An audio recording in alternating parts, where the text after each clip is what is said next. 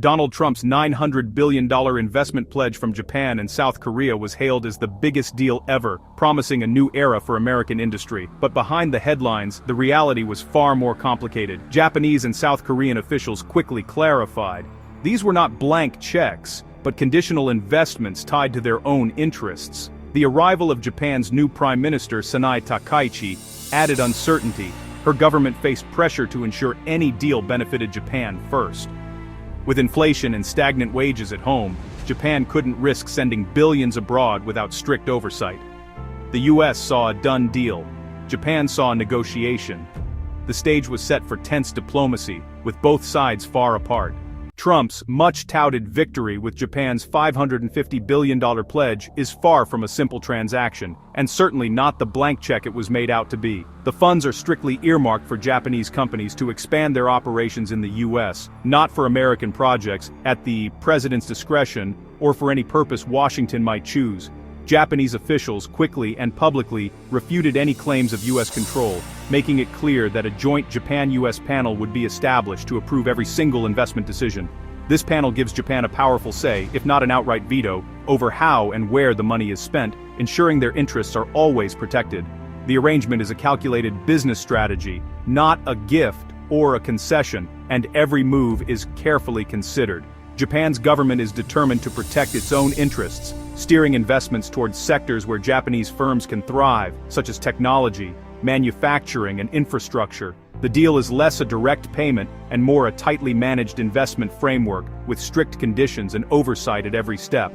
Japan agreed to avoid a trade war, but only on its own terms, making sure its economic priorities are front and center. The strings attached to this massive sum mark a new, more assertive negotiating style from Tokyo, one that signals a shift in global economic power dynamics. Gone are the days of American priorities automatically taking precedence in these deals. Now, every dollar is subject to meticulous oversight, with both sides watching closely and accountability built in at every level.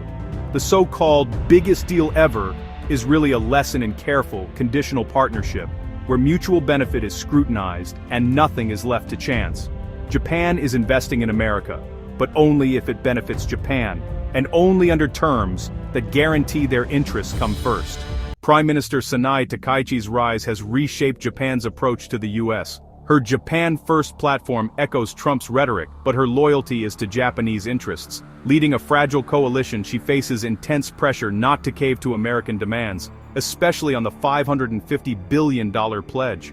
With Japan's public struggling economically, she can't afford to send money abroad without clear benefits. Takaichi has signaled she may renegotiate the deal, viewing it as a commitment to be scrutinized, not a done deal. To appease Washington, she's preparing a smaller, immediate purchase of American goods, LNG, trucks, soybeans, as a gesture of goodwill. This move lets her show partnership without surrendering control over the larger investment. Under Takaichi, Japan's strategy is clear: cooperate where possible, but always on Japan's terms.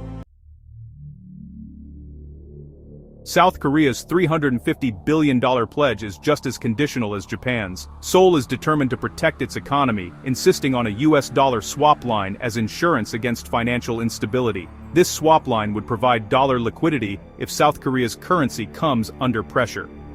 South Korea also prefers loan guarantees over direct capital investment, reducing immediate strain on its budget. These measures show Seoul's deep planning to avoid economic fallout. Like Japan, South Korea is embedding safeguards and demanding shared risk. The era of automatic alignment with US demands is over. Both countries are now sophisticated negotiators, prioritizing their own stability. They remain partners, but only with firm conditions. The new model is transactional, not deferential. Defense spending is another flashpoint between the Trump administration and its Asian allies. The US wants Japan to nearly double its defense budget to 3.5% of GDP, a politically tough ask. Prime Minister Takaichi has responded by accelerating Japan's existing goal of reaching 2% by March 2026, not the US target. This move lets her show commitment to the alliance while staying within domestic limits.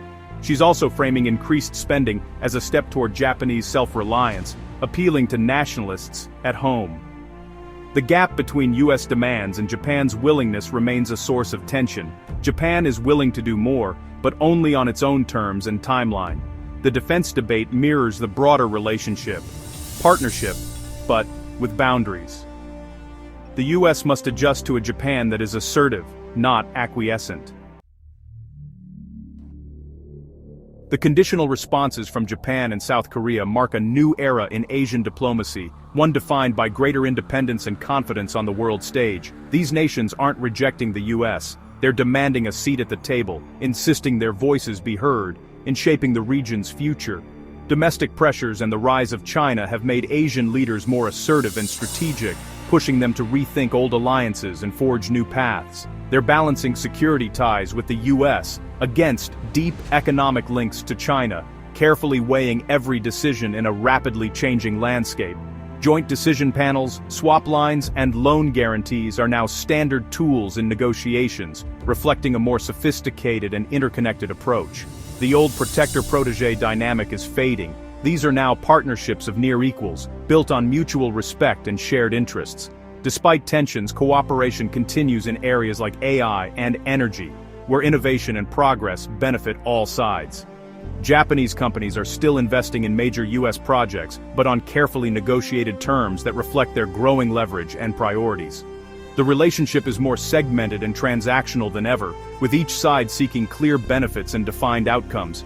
Allies will cooperate where interests align, but push back where they don't, making negotiations more complex and dynamic. America's role in Asia now depends on genuine negotiation, not pressure, as trust and credibility become more important than ever. Partnership must be earned, not assumed, as Asia's new era of negotiation takes shape. Is Asia turning away from America? Not exactly.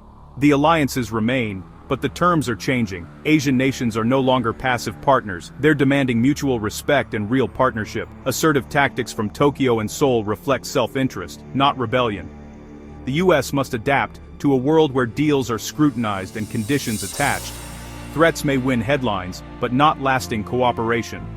America's future influence depends on patient, flexible diplomacy.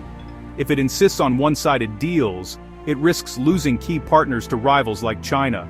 But if it embraces true collaboration, it can build stronger, more resilient alliances.